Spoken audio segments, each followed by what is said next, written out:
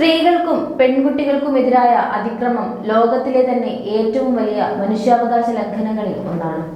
സ്ത്രീകൾക്കെതിരെയുള്ള ലൈംഗികാതിക്രമണങ്ങളിൽ കഴിഞ്ഞ 10 വർഷങ്ങളിൽ 95% ഇരകളാകുന്നത് കുട്ടികളും യുവതികളുമാണ് എന്ന് UN റിപ്പോർട്ടിൽ വ്യക്തമാകുന്നു.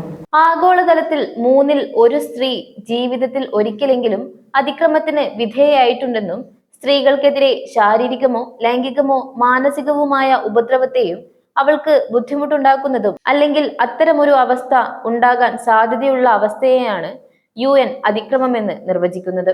ഈ കാലത്ത് ജോലിസ്ഥലത്തും ഓൺലൈൻ ഇടങ്ങളിലും ഉൾപ്പെടെ വ്യത്യസ്ത സാഹചര്യങ്ങളിൽ ഈ വിപത്ത് രൂക്ഷമായിട്ടുണ്ട് എന്ന് കണക്കുകൾ വ്യക്തമാക്കുന്നു. ലോകമെമ്പാടുമായി ഏകദേശം 736 ദശലക്ഷം സ്ത്രീകൾ ശാരീരികമായും ലൈംഗികമായും അതിക്രമങ്ങൾ അനുഭവിച്ചിട്ടുണ്ടെന്ന് കണക്കാക്കപ്പെടുന്നു. പെൺകുട്ടികൾ പ്രത്യേകിച്ച് അക്രമത്തിന് ഇരയാകാനുള്ള സാധ്യത കൂടുതലാണത്രേ. കൗമാരക്കാരായ 4 പെൺകുട്ടികളിൽ ഒരാൾ അവരുടെ ജീവിത പങ്കാളികളാൽ പീഡിപ്പിക്കപ്പെടുന്നുവെന്നും കണക്കുകൾ പറയുന്നു. ആഗോളതലത്തിൽ 16% മുതൽ 58% വരെ സ്ത്രീകൾ സാങ്കേതിക വിദ്യയുടെ സഹായത്തോടെയുള്ള ലിംഗാധിഷ്ഠിത അക്രമം അനുഭവിക്കുന്നുണ്ട്. സംഘർഷം, യുദ്ധം, മാനുഷിക പ്രതിസന്ധി എന്നിവ നേരിടുന്ന 70% സ്ത്രീകളും ലിംഗാധിഷ്ഠിത അക്രമം അനുഭവിക്കുന്നുണ്ട്. എന്നാൽ സ്ത്രീകൾക്കും പെൺകുട്ടികൾക്കുമെതിരായ അതിക്രമങ്ങൾക്ക് തോത് കൂടുന്നത് ചുറ്റും നിലനിൽക്കുന്ന ശിക്ഷാ നടപടിയില്ലായ്മയും കാര്യങ്ങളുടെ തുറന്നു പറച്ചിലുകൾ ഇല്ലാത്തതുമാണ്.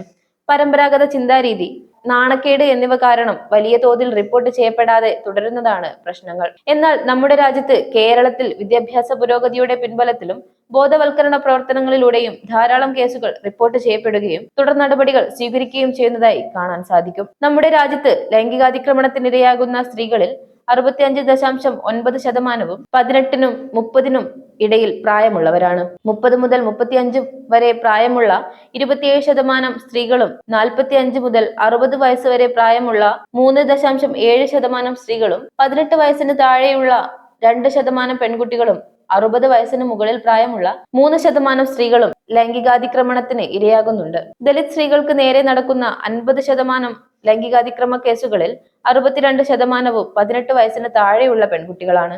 ഇത്തരം അതിക്രമങ്ങൾ ഏറ്റവും റിപ്പോർട്ട് ചെയ്യപ്പെട്ടത് ഉത്തരേന്ത്യൻ സംസ്ഥാനത്ത്. വിവിധങ്ങളായ അതിക്രമണങ്ങളാണ് സ്ത്രീകൾക്ക് നേരെ നടക്കുന്നത്. ശാരീരികവും ലൈംഗികവും മാനസികവുമായ രൂപത്തിൽ ഇത് പ്രകടമാവുന്നു. ജീവിത പങ്കാളികളിൽ നിന്നുള്ള അക്രമം, ബലാത്സംഗം, നിർബന്ധിത ലൈംഗിക പ്രവർത്തികൾ, കുട്ടികളെ ലൈംഗികമായി ദുരുപയോഗം ചെയ്യൽ, നിർബന്ധിത വിവാഹം, പെൺകുട്ടികളെ പിന്തുടരൽ, സൈബർ പീഡനം, മനുഷ്യക്കടത്ത്, അടിമത്തം, സ്ത്രീ ജനനേന്ദ്രിയ ഛേദം കൂടാതെ ശൈശവ വിവാഹം എന്നിവ ഇത്തരത്തിൽ അതിക്രമണങ്ങളിൽ ഉൾപ്പെടുന്നവയാണ്. സ്ത്രീകൾക്കെതിരെയുള്ള അതിക്രമങ്ങൾ അവരുടെ ജീവിതത്തിന്റെ എല്ലാ ഘട്ടങ്ങളെയും ബാധിക്കുന്നുവെന്ന് പഠനങ്ങൾ കാണിച്ചു തരുന്നു.